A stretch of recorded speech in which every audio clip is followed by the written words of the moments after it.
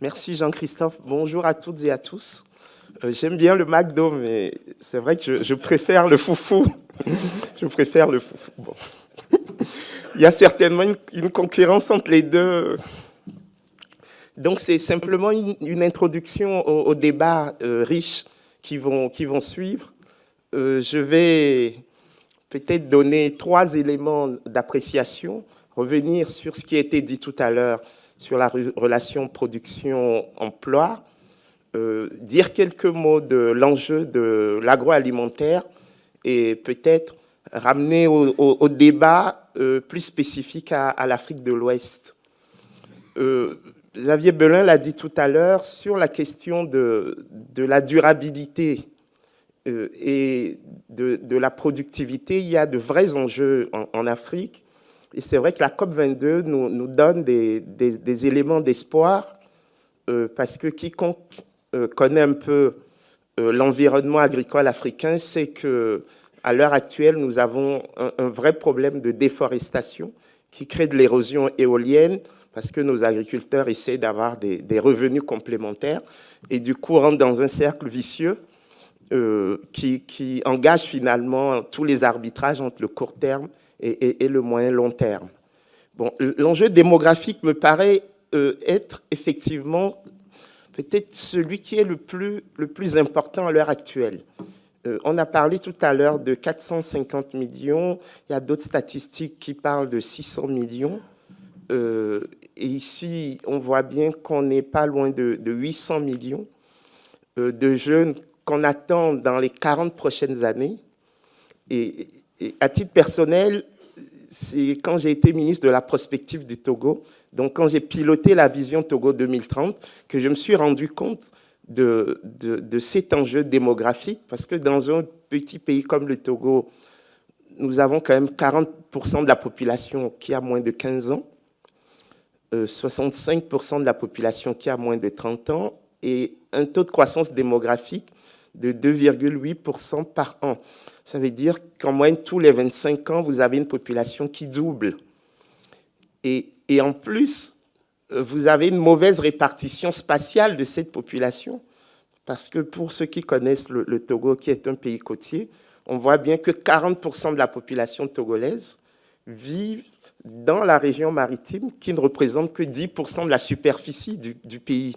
Et donc, non seulement vous avez un problème de croissance démographique, avec en face très peu d'emplois, mais vous avez en plus un problème de mauvaise répartition spatiale de cette croissance démographique.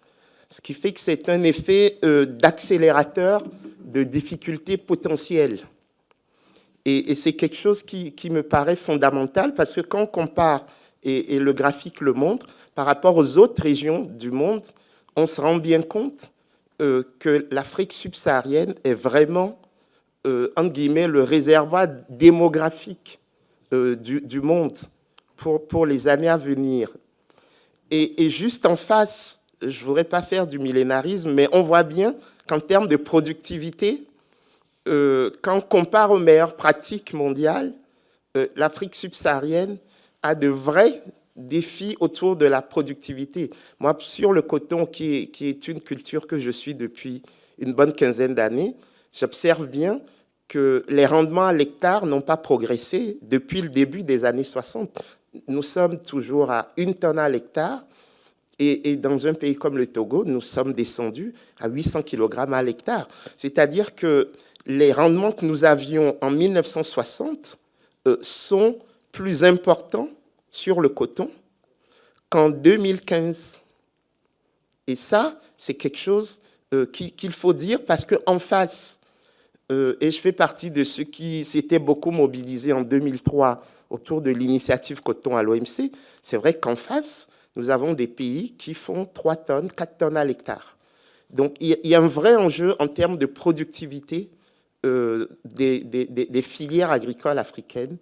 C'est vrai que cet enjeu est différencié, mais en moyenne, nous faisons moins bien que les autres.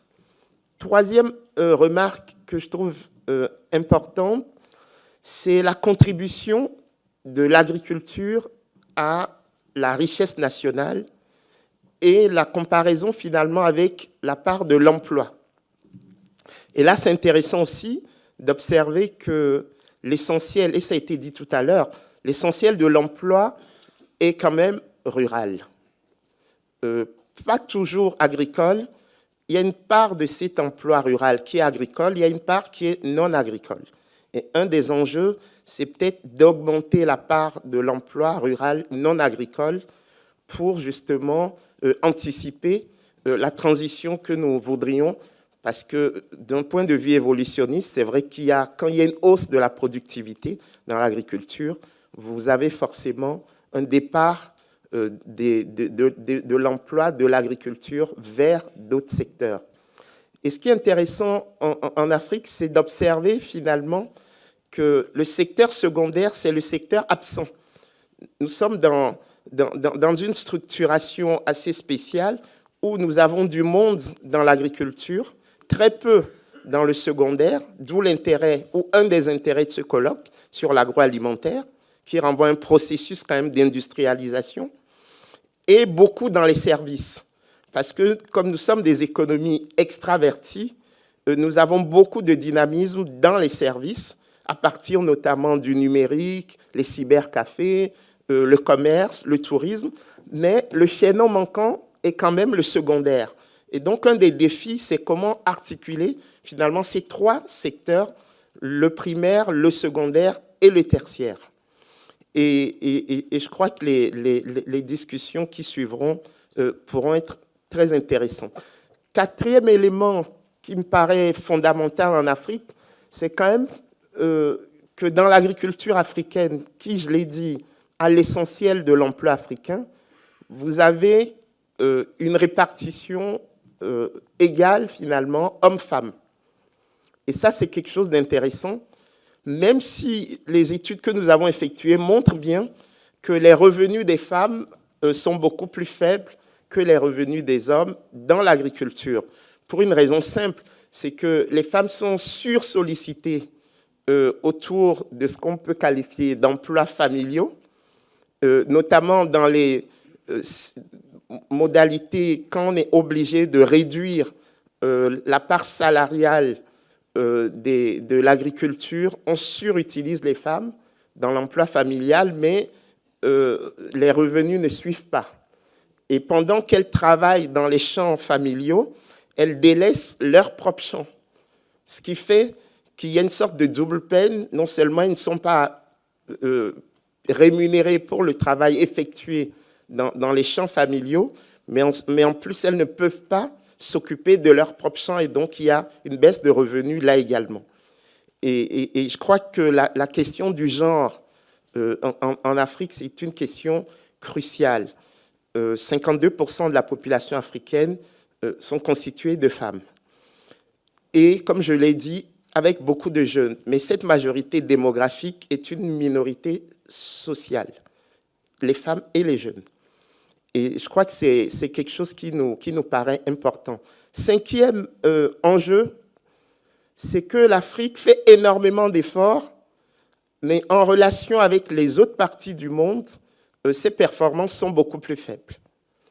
Et là, je monte sur les 25 dernières années, les performances entre 1991 et 2015, et on voit bien que sur tout ce qui est négatif en termes d'accès à l'alimentation, l'Afrique fait d'énormes efforts, mais comme c'est le seul continent au monde qui a à la fois une augmentation de la population rurale et une augmentation de la population urbaine, de fait, les efforts qui sont faits sont masqués.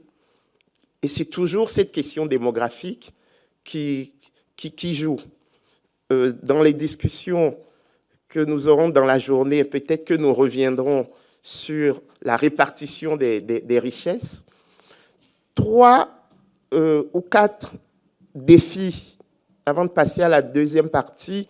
Le premier défi qui me paraît crucial dans l'agriculture africaine, c'est la maîtrise des référentiels techniques. Quand je disais tout à l'heure que nos rendements n'ont pas augmenté sur les 50 dernières années sur le coton, c'est essentiellement parce que les référentiels techniques ne sont pas respectés, les itinéraires techniques ne sont pas respectés, les dates de semis, toute la recherche autour de l'amélioration variétale, tout le travail autour de la protection contre les ravageurs, la question de la fertilité des sols, la question des arbitrages à faire entre fumure organique et engrais chimiques, toute la question de la conservation de l'écosystème naturel et bien entendu l'élément central qui est la maîtrise de l'eau. Je pense que nous n'avons aucune chance de réaliser une révolution agricole si nous ne maîtrisons pas l'eau. À la fois l'offre, mais aussi la demande en eau. Et ce qui est quand même paradoxal à l'heure actuelle, c'est que nous disons, nous les dirigeants africains, la saison n'a pas été bonne parce que les pluies n'étaient pas au rendez-vous. Et je pense que c'est quelque chose qui n'est pas acceptable 55 ans après les indépendances, qu'il n'y ait pas d'investissement pour la maîtrise de l'eau. Deuxième défi qui me paraît important, ce sont les arrangements institutionnels, et on en a parlé tout à l'heure, en particulier les organisations de producteurs. C'est vrai que nous avons en Afrique de l'Ouest l'Europa, qui est le réseau des organisations paysannes et de producteurs, qui est un très bon syndicat, très dynamique, quelquefois même peut-être trop dynamique. Je vois un peu dans les discussions sur les accords de partenariat économique entre l'Union européenne et l'Afrique, l'Europa a quelquefois tendance à avoir une position assez idéologique. Mais nous pouvons aussi citer des syndicats plus par filière, comme la PROCA, l'Association des producteurs de coton africain, qui est très dynamique aussi. En tout état de cause, nous avons besoin de structurer les organisations paysannes pour qu'elles puissent être de vrais interlocuteurs par rapport au pouvoir public. C'est quelque chose de fondamental. Deuxième élément dans la promotion des arrangements institutionnels, c'est la question des services. Si nos jeunes quittent le milieu rural pour venir encombrer des villes déjà encombrées, c'est parce qu'il n'y a pratiquement pas de services. La question de l'eau, la question de l'électricité, la question de l'éducation, la question de la santé, la question des pistes rurales, la question des routes pour justement désenclaver et relier les zones de production et les zones de consommation, la question de l'accès au crédit, la question de la possibilité d'avoir des assurances, ce sont des éléments qui n'existent pas dans le milieu rural subsaharien. Nous avons affaire à un vide du point de vue des arrangements institutionnels. Et l'intérêt, me semble-t-il, ou un des intérêts, c'est que quand vous mettez en place ces services, vous permettez justement aux acteurs économiques de faire des choix rationnels. J'ai beaucoup discuté avec les producteurs de coton africains. Ils nous disent souvent, mais que voulez-vous? Nous sommes obligés de faire du coton parce qu'au moins avec le coton, nous avons accès au crédit, nous avons accès aux intrants et nous avons la garantie de l'achat de notre récolte. Ce qui fait que le coton devient, dans un système d'exploitation, l'élément certain. Parce que la Banque mondiale nous dit souvent, mais dites à vos producteurs de faire moins de cultures de rente et plus de cultures alimentaires. Et nous, on leur dit, mais vous ne comprenez pas grand-chose. C'est parce que vous avez affaire à des systèmes de production. Vous raisonnez en termes de filières, parce que le commerce international raisonne en termes de filières. Mais sur le terrain, le producteur raisonne en termes de système de production. Et dans ce système de production, vous avez un portefeuille. Et le producteur arbitre entre les cultures sûres et les cultures moins sûres. Deux défis additionnels qui renvoient là directement à notre responsabilité comme dirigeants, c'est notre capacité à faire des politiques agricoles. Ça a disparu depuis 40 ans en Afrique. C'est-à-dire que depuis le rapport Berg de la Banque mondiale, qui a conduit quand même à la déstructuration de l'agriculture africaine, nous ne faisons qu'additionner les projets de développement. Il n'y a pas de politique agricole. Et donc, tout le débat autour de savoir si nous devons stabiliser des prix, si nous devons garantir les revenus, quels sont les arbitrages à faire, ce débat, il n'existe pas. Et donc, à mon avis, pour atteindre les ODD, notamment l'ODD 2 sur la faim zéro, il faut qu'il y ait une vraie discussion sur est-ce qu'on veut faire de l'autosuffisance alimentaire?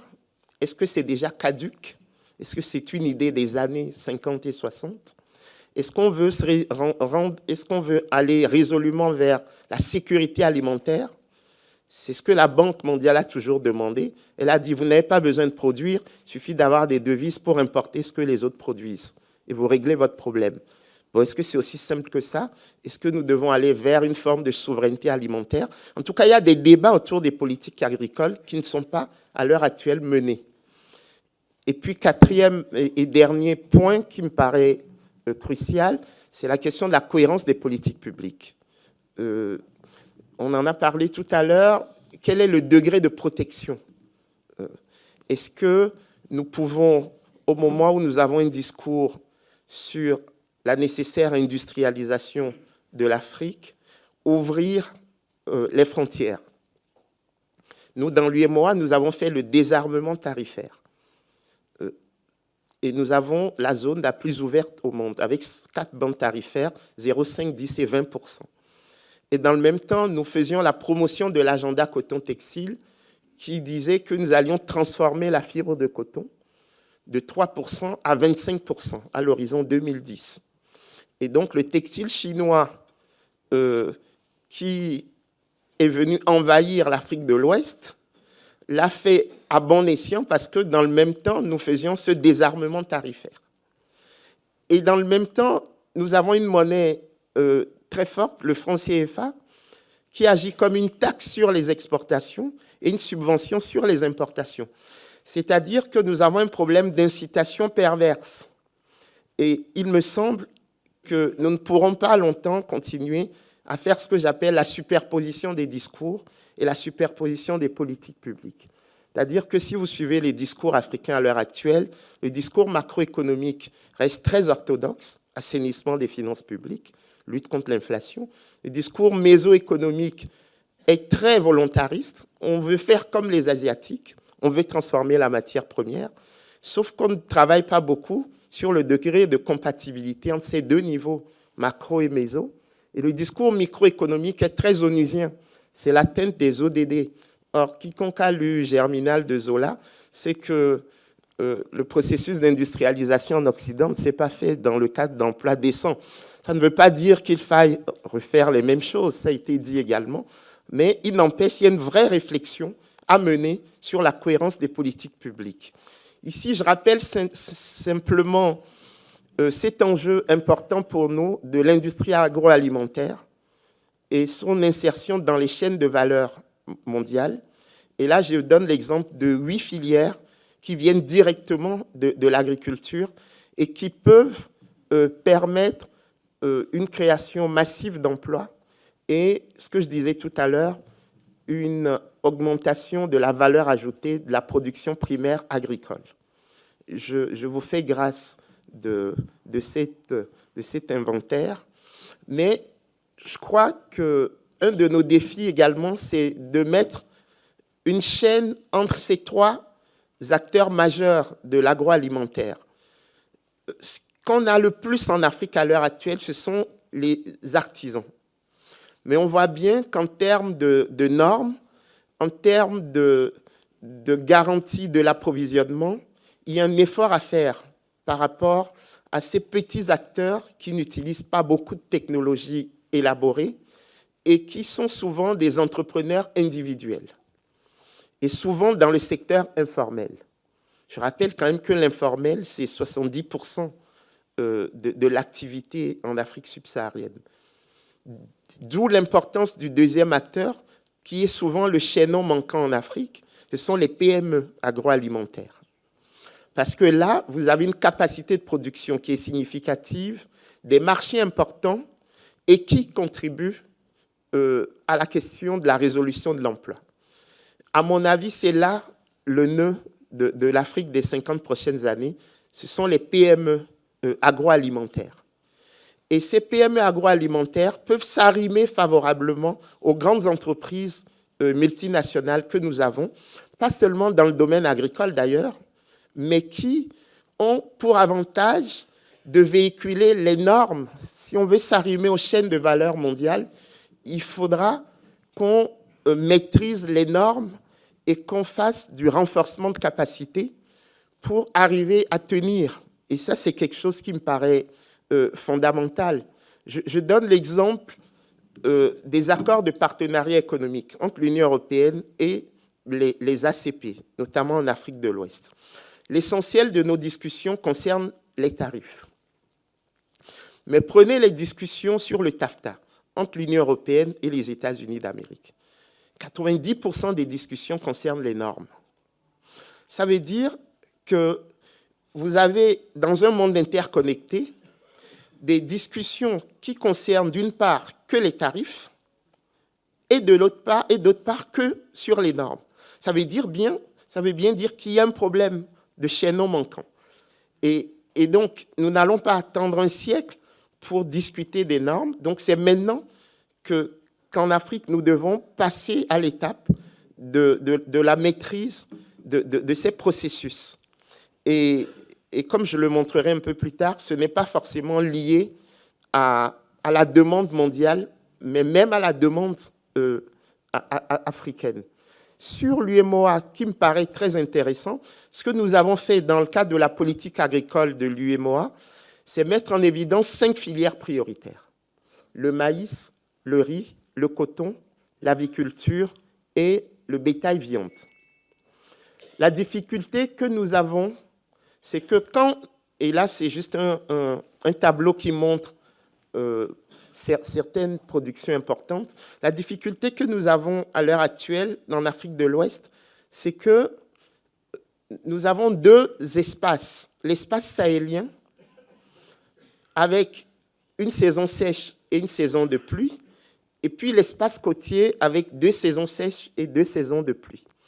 Et donc, dans le cadre maintenant de la CEDEAO, l'ensemble des 15 pays de l'Afrique de l'Ouest, les discussions que nous avons, c'est comment intégrer des productions cruciales côtières dans ces filières prioritaires. Je pense en particulier au manioc, qui est vraiment la première production et le premier élément de consommation d'un pays comme le Nigeria, qui a quasiment 200 millions, une population de 200 millions d'habitants.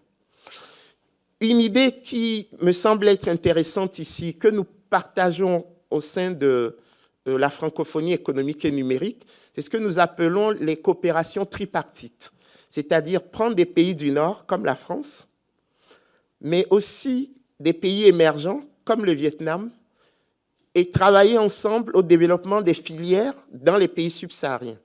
Actuellement, sur la noix de cajou, c'est ce que nous sommes en train de faire en Côte d'Ivoire, où, avec les industriels français, les industriels vietnamiens, nous arrivons à faire les premières transformations de la noix de cajou sur place en Côte d'Ivoire, et ça crée beaucoup d'emplois.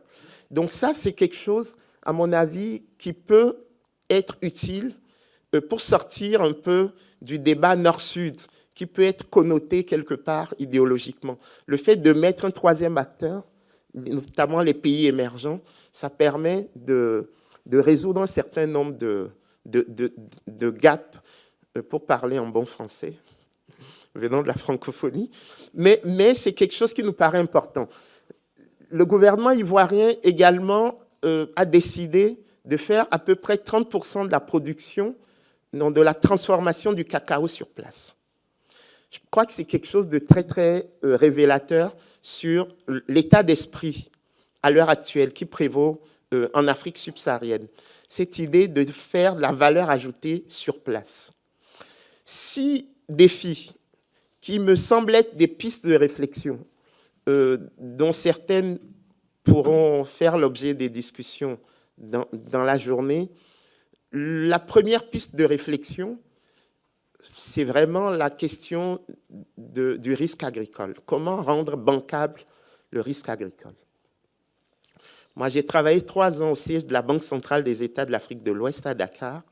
Et ce que nous avons remarqué, c'est que nous n'avons pas de véhicule capable de s'intéresser spécifiquement au domaine agricole. Et ça, c'est quelque chose qui nous paraît fondamental. Comment mettre des financements dans le secteur agricole? Déjà, quand vous n'êtes pas dans le secteur agricole, vous empruntez à des taux d'intérêt à 2 chiffres. Moi, quand j'emprunte au Togo, ce n'est pas à moins de 12%. Parce que la symétrie d'information est telle dans nos espaces que les banquiers ont un comportement d'aversion au risque qui est très marqué. Et donc, comment réduire la prime de risque pour que le secteur bancaire puisse aller vers l'agriculture? Actuellement, ceux qui vont dans l'agriculture, ce sont les spécialistes de microfinance. Et vous avez des taux de 20%, 25%. Je veux dire, pour des économies qui croissent à un rythme de 5% par an, emprunter à 20%, ça veut dire qu'en moyenne, vous ne pouvez pas rembourser. Et donc, il y aura une dégradation du portefeuille des banques, et donc on retombe dans le cercle vicieux. Le problème des banques de développement agricole, c'est que quand nous les avons essayées, elles ont foiré du fait de la mauvaise gouvernance. Et ça, c'est vraiment le cœur, à mon avis, de notre discussion. C'est qu'on veut faire de la transformation structurelle des économies africaines dans un cadre où les États africains n'assument aucune de leurs missions régaliennes. Aucune. Et là, on ne pourra pas faire l'économie de ce débat sur la structuration des États, sur la capacité des institutions à porter quelque chose, sur la capacité des institutions à être redevables vis-à-vis des populations. Et ce que je dis n'est pas valable que pour l'agriculture, mais pour l'ensemble des secteurs. C'est quelque chose qui me paraît fondamental. Deuxième piste, c'est la question des incitations en matière d'investissement dans le secteur agroalimentaire. Moi, je crois qu'il faut, sur le plan fiscal, faire des incitations pour que les gens du privé qui acceptent d'aller dans l'agroalimentaire puissent ne pas être surchargés de taxes dès le début de leurs activités. Nous faisons bien des exonérations fiscales pour les grands groupes miniers, canadiens, australiens et autres qui viennent en Afrique. Nous pouvons faire des exonérations fiscales pour des entreprises agroalimentaires qui vont en plus créer de l'activité dans ces secteurs. Troisième piste, j'en ai parlé, c'est la compétitivité, l'attractivité de l'agroalimentaire local. La consommation à l'heure actuelle en Afrique a les mêmes exigences que la consommation en dehors de l'Afrique. Et donc, la question de l'attractivité et de la compétitivité me semble cruciale. Je vous donne juste un exemple que j'ai vécu au Mali. Au Mali, il y a une quinzaine d'années, on a décidé de faire du pain de maïs, à base de maïs, et non plus à base de blé. Parce que pour ceux qui ne le sauraient pas, le pain en Afrique subsaharienne, c'est à base de blé. Sauf que le pain à base de maïs, il n'est pas très bon pour le goût. Parce que tout ça vient d'une éducation. Comme on dit souvent, les goûts et les couleurs. Mais donc, ce qui se passe, c'est quoi? C'est que si on veut consommer local, il faut éduquer la population à une forme de patriotisme. En disant, le pain de maïs ne semble pas intéressant aujourd'hui, mais si vos enfants se mettent à le consommer, peut-être que dans 10 ans, ils ne voudront même plus du pain de blé. Et donc, il y a un enjeu en termes d'attractivité, et cet enjeu renvoie à l'éducation, mais aussi à la publicité. Tant que nous, les Africains, comme je le fais ce matin, nous serons en costume cravate, il ne faudra pas s'étonner que les façons d'Anfani, que pour mes habits burkinabés, ne soient pas, vous voyez, compétitifs sur le marché du textile. Quatrième piste de réflexion, c'est vraiment, et j'en ai parlé tout à l'heure, c'est l'intégration de nos producteurs dans les chaînes de valeur internationales. Je ne reviendrai pas là-dessus. La cinquième piste me tient particulièrement à cœur, c'est la création de pôles de compétitivité. Et là, sur le coton, je crois que nous sommes en train de rater une formidable opportunité. L'Afrique de l'Ouest est la région d'Afrique qui produit le coton par excellence. Et je pense, et ça fait 10 ans que je le dis, que nous pouvons faire une expérience au moins pilote, c'est de donner l'exclusivité de la production de coton à ce qu'on appelle le triangle Sénoufo. Le triangle Sénoufo, c'est le sud du Mali, le nord de la Côte d'Ivoire et l'ouest du Burkina Faso. D'un point de vue agroécologique, c'est la meilleure zone de production cotonnière en Afrique de l'Ouest. Et si on va vers ce monopole de production au triangle Sénoufo, nous pourrions dans le même temps renforcer tout ce qui va avec pour faire un vrai pôle de transformation. Nous avons une grande école à Ségou, au Mali, qui s'appelle le Cerfitex, une école pour les métiers du textile, mais qui est à l'abandon. Donc il faut que nous, commission de l'UEMOA, nous puissions renforcer le Cerfitex. Les producteurs de la PROCA ont une très belle idée, c'est de créer une université du coton à Bobo-Dioulasso. Ça, on peut, et Farm l'a déjà fait. À l'époque de Bachelier, Farm avait beaucoup travaillé sur l'université du coton et continue. Je crois que c'est une très belle initiative. Et donc là, on voit se mettre en place des organisations de producteurs, des chercheurs, des agriculteurs et la capacité d'une petite industrie de transformation à s'ancrer sur le triangle Sénoufo pour nous faire une belle initiative en termes de pôle de compétitivité coton. Et enfin, sixième et dernière piste de réflexion qui nous renvoie finalement aux tables rondes qui vont arriver, c'est comment tirer profit de cette croissance démographique qui va faire de notre Afrique émergente un potentiel, mais pas seulement un potentiel, mais une réalisation en termes de demande solvable. Je vous remercie.